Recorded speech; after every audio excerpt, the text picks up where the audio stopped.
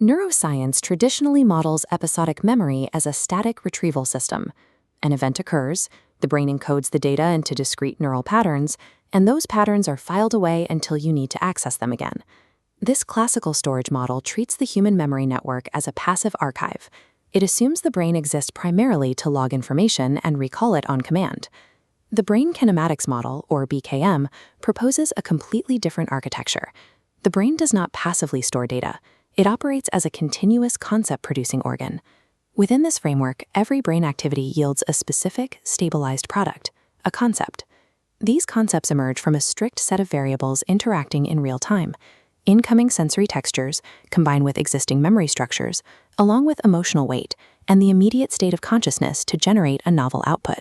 The mechanics of how these discrete variables merge to generate a coherent, self-modifying stream of thought, what we call mentation, requires a specific structural explanation. To understand the mechanism, we need to construct the BKM architecture from first principles, starting with the baseline equation governing all concept formation. We will trace how the physical intensity of neural activity dictates the scale of human memory, and how emotional gravity forces the brain to navigate its own internal structures. In this model, consciousness, memory, and thought generation all operate together as a single, continuous kinematic process. The production of a thought follows a precise interaction equation. The generated concept equals the incoming sensory input multiplied by memory interaction, and then scaled by dynamic integration. The primary catalyst is the physical texture of the sensory input. The volume, rhythm, novelty, and intensity of incoming signals determine the starting strain placed on the neural network. Existing memory units immediately react to this strain. They resonate with familiar patterns, compete for dominance, or combine directly with the sensory data. When sensory input mathematically dominates this reaction, mentation stays anchored to the physical world. The resulting concepts are direct perceptions of the immediate environment. When stored memory heavily outweighs the sensory input, the system shifts inward. The brain produces highly abstract concepts, driving imagination, complex reasoning, or dreaming. Once the concept forms, the loop closes. The newly generated concept immediately locks back into the stored memory network. By embedding itself, the new concept alters the physical architecture of the memory structure. The baseline condition of the entire network shifts. This creates a continuous recursive loop. Memories are the direct product of past mentation, and they serve as the active producers of all future thought. The actual size of the memory unit called upon during this loop is never static. It depends entirely on the brain's dynamic rate, the speed and kinetic intensity of neural strain flows at any given moment. This chart graphs the core BKM hypothesis on dynamic scaling. It shows a strict inverse relationship between dynamic rate and the size of active memory. The higher the kinetic intensity of the brain, the smaller the memory units that participate in thought. At the extreme low end of the dynamic rate spectrum, such as during deep sleep, the neural strain flows are slow and broad. In this low kinetic state, massive holistic memory complexes activate simultaneously. The brain processes broad conceptual themes, general moods, and foundational identity structures without breaking them down into specific details. As the dynamic rate increases to a moderate level during casual leaking or REM sleep, the massive structures fracture into intermediate networks. These intermediate motifs allow the brain to generate narrative sequences, stringing together contextual memories and distinct episodic events. At the high end of the spectrum, neural kinematics operate at maximum intensity. The brain enters a state of focused cognitive thought. High kinematic pressure forces memory complexes to completely decompose into granular microunits. This allows the network to process rapid associations, fine details, and highly precise logical distinctions. A memory is never recalled at a fixed resolution. The brain zooms into or out of a memory structure, depending on the current kinetic environment. By simply throttling its internal dynamic rate, the brain can fluidly shift from processing massive abstract themes to executing razor-sharp logical reasoning. When these dynamically scaled memories embed themselves into the network, they do not stack like files in a cabinet. They self-organize. Instead of sequential timelines, the BKM model observes that memories consolidate through thematic resonance, forming dense hierarchical structures called memory fractals. A memory fractal consolidates related experiences around a stable central core.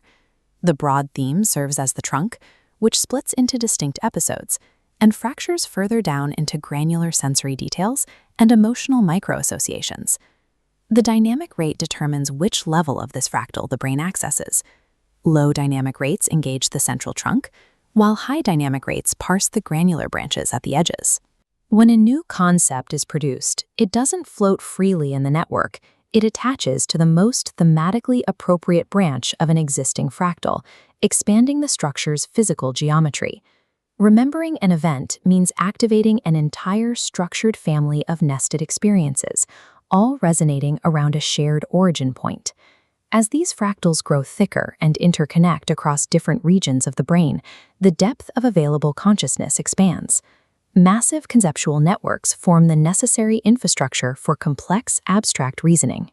If human memory consists of massive, sprawling fractals, we have to explain why thought proceeds in logical steps rather than dissolving into a chaotic cascade of random associations. The solution within the kinematics model is structural imbalance. In real-time brain activity, memory fractals are never perfectly symmetrical.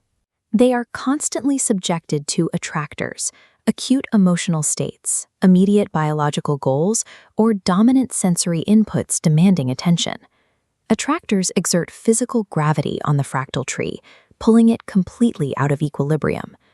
This deformation structurally biases the network. Specific branches are pulled closer to the active neural strain, creating a prioritized sequential route that bypasses irrelevant memory nodes. This glowing pathway through the deformed fractal is the exact physical mechanism of a thought. The brain navigates this stretched pathway, integrates the specific active nodes, and produces a concept at the terminus, which immediately locks back into the branch. Once the emotional or sensory attractor fades, the fractal snaps back toward symmetry, but it retains the newly embedded concept, meaning the structure is permanently modified. Directed thought is therefore the act of navigating a memory landscape temporarily warped by the gravity of immediate emotion and sensation. Zooming out, the brain operates as a continuous, self-modifying ecosystem of interacting structures. Dynamic rates dictate the scale of the active nodes. Hierarchical fractals organize the geometry of the network, and shifting attractors carve specific pathways through the structure to generate new ideas. Several mechanics in this framework align closely with established neuroscience, particularly the existence of hierarchical memory networks and the stabilization of memories during specific sleep cycles. However, the direct scaling relationship between dynamic rate and memory unit size, as well as the physical modeling of neural strain flows as geometric attractors, remain theoretical frameworks requiring dedicated experimental testing. What the model provides is a mechanical definition of consciousness. It is not a fixed switch toggling between awake and asleep, but a sliding continuum governed strictly by the kinetic interaction rates of the neural network. Over a lifetime, continuous cycles of concept production expand the density of the memory network. The individual's baseline of consciousness progressively shifts from immediate sensory awareness to highly integrated, abstract cognition. Under the Brain Kinematics Model, we do not access a static archive of our history. Our current kinetic state continuously scales and warps the past to construct the exact reality we experience right now.